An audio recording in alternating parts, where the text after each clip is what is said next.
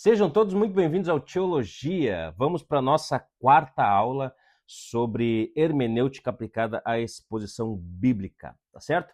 O meu desejo é que você esteja sendo abençoado por essas aulas e também o meu desejo é que você compartilhe com aqueles que você entende que necessitam assistir, necessitam aprender um pouco mais sobre este assunto, tá certo? Nas duas primeiras aulas, nós falamos sobre algo mais introdutório, como a, a responsabilidade do pregador ou do professor, daquele que está ensinando com as escrituras, a responsabilidade e o compromisso deles com o estudo da palavra.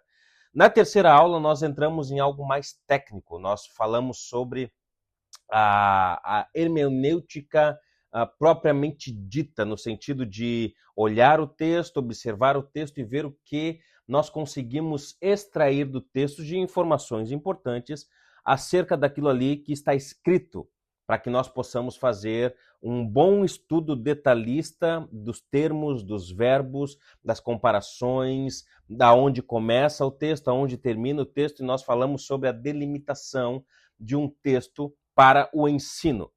Hoje nós vamos aprofundar um pouco mais essa questão da observação. E a observação, ela nos leva a um segundo passo, que é a interpretação. Não tem como eu interpretar um texto sem ter feito a observação antes disso. Então, se a observação ela é o ato de coletar pistas, coletar detalhes do texto, a interpretação é o ato de dar sentido ao caso. Veja, somos como detetives, somos ali como investigadores, tentando achar os detalhes, os máximos detalhes que o texto está nos dizendo. E aí a interpretação, ela é a junção desses detalhes para que nós chegamos até um sentido, ok? Assim como o investigador faz, ele coleta os detalhes, as pistas, e ele vai dar sentido àquelas pistas que ele coletou. Então, esse é o trabalho da interpretação, é dar sentido ao caso, tá bom? E é importante a gente pensar na seguinte questão. O expositor, o pregador, ou aquele que está ensinando a Bíblia, ele não é um inventor de verdades. Ele não está ali para inventar verdades, mas ele é um descobridor do significado que o Espírito Santo já depositou no texto, certo? Não estamos aqui para inventar coisas novas, não estamos aqui para inventar coisas que ninguém jamais tenha escutado, algo mirabolante. Nós estamos aqui para descobrir o significado que o Espírito Santo já colocou no seu texto, ou no texto, usando o seu autor humano. Tá certo? Então, nesse sentido de descobrir o significado do texto, a gente fala sobre a intenção do autor, ou descobrir a intenção do autor. A intenção do autor, dentro da interpretação, ela é descoberta quando nós respondemos pelo menos duas perguntas. A primeira pergunta é o que o autor quis dizer aos seus leitores originais? Essa é a primeira pergunta para descobrirmos a intenção do autor. O que o autor quis dizer aos seus leitores iniciais? E a segunda pergunta é por que ele escreveu do jeito que escreveu? Essas duas perguntas ajudam a descobrir a intenção do autor. Por que nós precisamos responder essas duas perguntas? Para não cairmos em um erro que muitos caem, que é impor os nossos pensamentos às mentes dos autores bíblicos. Responder essas perguntas nos protegem de colocar as nossas pressupostos, as nossas preconceitos na mente do autor. João Calvino ele disse o seguinte: a primeira tarefa de um intérprete é deixar o autor dizer o que diz, em vez de lhe atribuir o que pensamos que ele deve dizer. Tá? Então, é por isso que é importante o trabalho de observar o máximo que puder, ler o máximo que puder o texto, para extrair aquilo que o autor está querendo ensinar, ou o que ele quis ensinar para os seus leitores originais e o que isto quer nos ensinar hoje. É importante fazer essas perguntas e respondê-las com sinceridade. Então nós devemos buscar o significado claro e natural do texto. A Bíblia ela foi escrita para ser compreendida. Portanto, se o sentido faz um bom senso comum, não procure outro sentido. O que eu quero dizer com isso, se o sentido faz um bom senso comum? O que eu quero dizer é se a interpretação é óbvia, que às vezes não é, eu preciso deixar claro isso aqui, mas se a interpretação ela é óbvia, natural e coerente, não há motivo para inventar um significado novo. Então, se eu estou ali tentando dar sentido às pistas que eu descobri do texto, e aí existe essa interpretação óbvia, que ela é natural, eu cheguei de forma natural, ela é coerente com o contexto antes e depois, então não tem motivo para eu inventar um significado novo. Isso é um motivo para eu não forçar uma interpretação alternativa sem necessidade. Tá? Então, se o texto, de forma clara e natural, apresenta uma interpretação que é uma interpretação que vem sendo explicada ao longo do tempo e faz sentido no meu estudo, bom, é isso aqui. Outros estão dizendo a mesma coisa. Bom, então eu não vou tentar buscar um outro sentido para ele. Está entendendo? Para ser o diferentão, para ser o bichão, para ser o cara diferente. Isso não cabe a nós. Tá? Então nós não devemos forçar o texto a caber em nossos preconceitos ideológicos ou sistemas teológicos pré-fabricados. Por mais que nós tenhamos um certo preconceito, e como eu disse aqui, sistemas teológicos já pré-fabricados, talvez, do seminário que nós já estudamos, de livros que nós lemos, essas coisas elas não devem ser jogadas no texto. A palavra de Deus não pode ser amordaçada por nossa subjetividade. Ok? Eu preciso ler o texto com a mente aberta.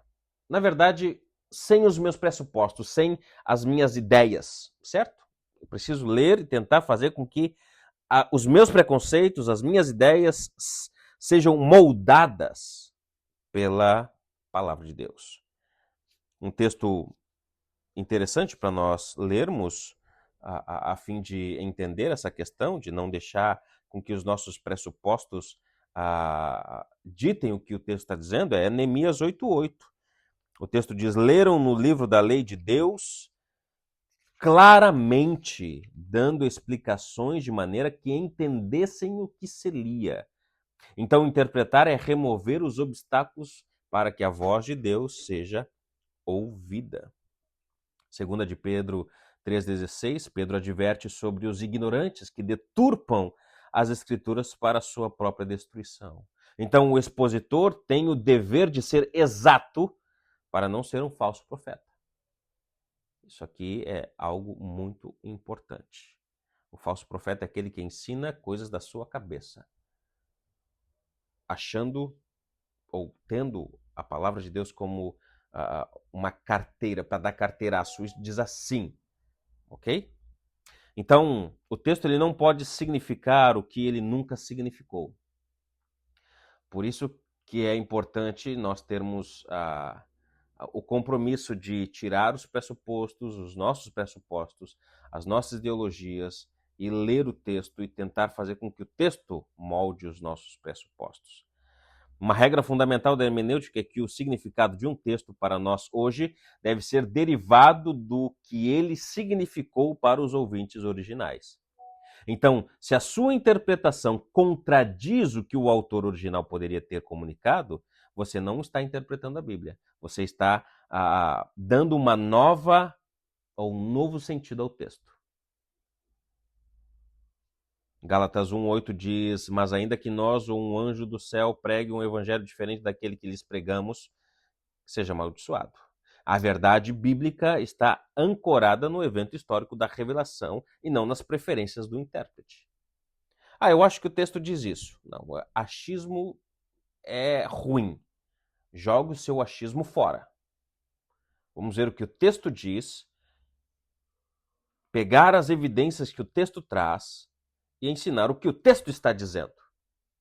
Não o que eu acho que ele pode dizer. Tá certo? Nenhuma passagem da Bíblia é uma ilha isolada. Por exemplo, eu não consigo entender esse texto aqui. Bom, eu vou tentar pegar textos que falam sobre o mesmo assunto para tentar entender aquele texto que eu não estou conseguindo compreender direito. É o princípio da escritura interpretando a si mesma. Sacra Scriptura sui interpres. Eu acho que é assim que fala. Mas o que significa é a escritura interpreta a si mesma. Então, esse princípio ensina que o melhor comentário para a Bíblia é a própria Bíblia. Ok, fala sobre esse texto está falando sobre pecado. Eu não estou conseguindo entender o que esse texto está falando sobre pecado. Então, vamos pegar outros textos que estão falando sobre o mesmo assunto e ver o que esses textos subjacentes sobre o mesmo assunto que eu estou estudando trazem luz a isso que eu não estou entendendo. Ok? Não estou entendendo, então vou pegar outros textos que falam sobre a mesma coisa para jogar luz àquilo que eu não estou entendendo. É o que nós chamamos de analogia da fé. Como a Bíblia tem um único autor divino, ela não se contradiz. Se a sua interpretação de um versículo isolado contradiz o ensino claro de toda a Bíblia, sua interpretação está errada. Então nós devemos comparar o texto com o progresso da revelação. É isso que eu falei. Vendo como ele aponta para Cristo. Atos 17:11, nós temos ali Paulo em Bereia, e os bereanos, eles examinavam as escrituras todas as vezes que Paulo ensinava. Eles eram mais nobres por fazerem isso. Eles comparavam o que ouviam com toda ou com o todo da revelação já entregue. Lucas 24:27, Jesus está a caminho de Emaús, e aí Jesus explica de forma clara o que estava em toda a Escritura para aqueles dois discípulos que estavam tristes sem compreender o evento da ressurreição. Tá bom? Então a gente precisa focar na questão de que a Escritura ela é suficiente para me fazer entender o que ela está me ensinando. Se eu não estou compreendendo determinado texto, eu vou para outros textos que falam sobre a mesma coisa para jogar luz àquilo que eu não estou entendendo. Tá bom? Nós precisamos ser íntegros, honestos, honestos intelectualmente falando, né? Para não falarmos besteira. Tá? O expositor deve fugir da arte de querer vencer um debate mesmo sem ter razão. Rapaz, se eu não tenho razão, se eu não estou conseguindo entender, eu não vou explicar aquilo que eu não estou conseguindo entender. Tá certo? No estudo bíblico, nós não buscamos vencer o texto, mas o texto precisa vencer as nossas mentes, os nossos achismos. A gente precisa fugir dessa dialética erística, que é tentar vencer uma discussão sem ter base argumentativa ou sem saber sobre o que nós estamos falando. Nós também devemos fugir da ampliação indevida, não levar a afirmação do autor além dos limites naturais para provar fugir dessa ampliação, dizer o que o texto não diz, o que o autor não quis dizer. E também precisamos ter ética, né? O que mais contribui para a persuasão é a integridade, honestidade e sinceridade do intérprete quanto àquilo que ele está estudando. Paulo ordena que a gente precisa ter uma postura fiel ao Senhor. né? Manejar bem a palavra da verdade, tá certo?